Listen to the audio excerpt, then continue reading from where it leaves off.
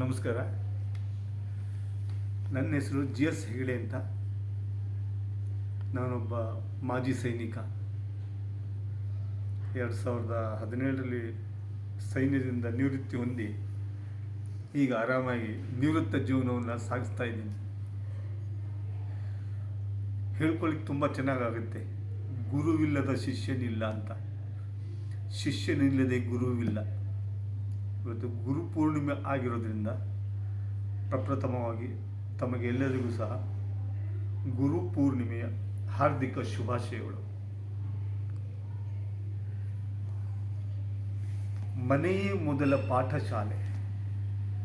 ಅಂದರೆ ನಮಗೆ ಮನೆಯಲ್ಲೇ ಮೊದಲು ಗುರುಗಳು ಸಿಕ್ಬಿಡ್ತಾರೆ. ತಾಯಿಯೇ ಮೊದಲ ಗುರು. ಒಂದು ಹಂತದವರೆಗೆ ನಾವು ಮನೆಯಲ್ಲಿ ನಮ್ಮ ತಾಯಿ ತಂದೆ ಕಲಿಸಿಕೊಟ್ಟಂತಹ ವಿಷಯಗಳನ್ನು ಕಲಿತೇವೆ. ಮನೆಯೇ ಮೊದಲ ಪಾಠಶಾಲೆ. ಒಂದು ಹಂತದ ಮನೆಯ ಶಿಕ್ಷಣ ಮುಗಿದ ನಂತರ ಹೊರಗಿನ ಶಿಕ್ಷಣಕ್ಕಾಗಿ ನಮ್ಮನ್ನು ಸ್ಕೂಲಿಗೆ ಸೇರಿಸ್ತಾರೆ. ಅಲ್ಲಿ ಗುರು ಹೆಚ್ಚಿನ ಜ್ಞಾನವನ್ನು ನಮ್ಮ ತಲೆಯಲ್ಲಿ ತುಂಬುತ್ತಾರೆ. ನಾವು ನಿಷ್ಠೆಯಿಂದ ಗುರು ಹೇಳಿಕೊಟ್ಟ ಪಾಠವನ್ನು ಮನನ ಮಾಡಿಕೊಂಡ್ರೆ, ಕಲಿತ್ಕೊಂಡ್ರೆ ನಮ್ಮ ಮನಸ್ಸು ಸಹ ಬೆಳೆಯುತ್ತದೆ, ವಿಚಾರಗಳು ಬೆಳೆಯುತ್ತವೆ.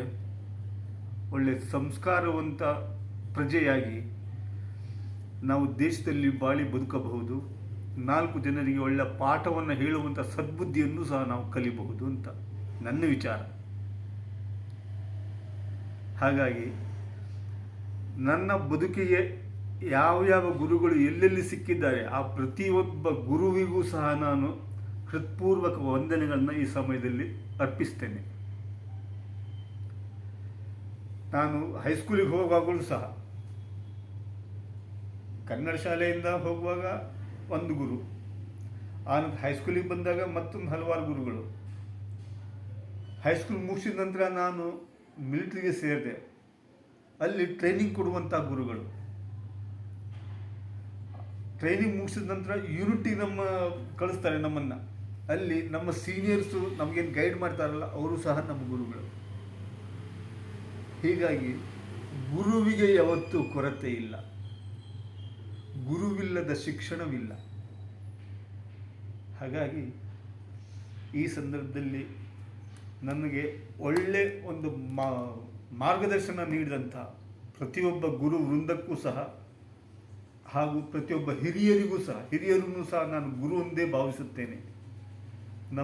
ಯಾಕೆಂದರೆ ನಮಗೆ ತಿಳಿದೇ ಇರುವಂಥ ಹಲವಾರು ವಿಷಯಗಳನ್ನು ಒಬ್ಬರಿಂದ ಒಂದು ವಿಷಯ ಕಲ್ತೀವಿ ಅಂತಂದ್ರೆ ನಾವು ಅವರು ನಮಗೆ ಗುರುವಿನ ಸಮಾನ ಅಂತ ನನ್ನ ಭಾವನೆ.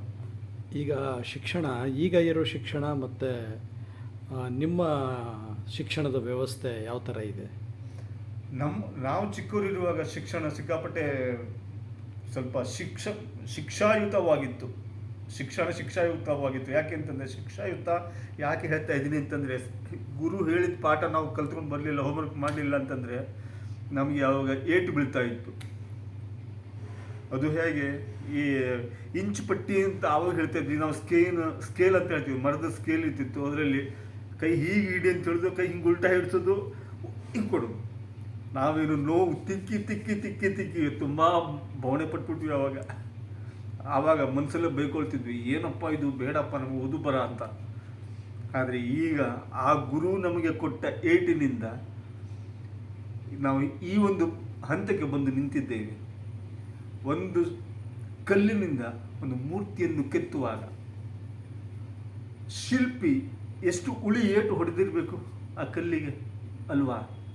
ಅಷ್ಟು ಉಳಿ ಏಟನ್ನು ತಿಂದ ನಂತರ ಆ ಒಂದು ಕಲ್ಲಿನ ಏನಿತ್ತು ಮೊದಲು ಸುಂದರವಾದ ಮೂರ್ತಿಯಾಗಿ ಆಕಾರ ಬರ್ತದೆ.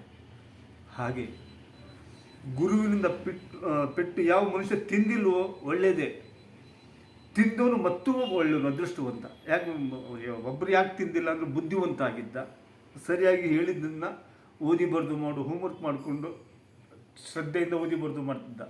ಗುರುವಿಗೆ ಸಂತೋಷ ಆಗ್ತಿತ್ತು, ಅವರಿಗೆ ಶಬಾಷ್ ಅಂತ ಕೊಡ್ತಿದ್ರು. ನಮ್ಮಂಥವರು ಸ್ವಲ್ಪ ಖಡ್ರಾಗಿದ್ವಿ.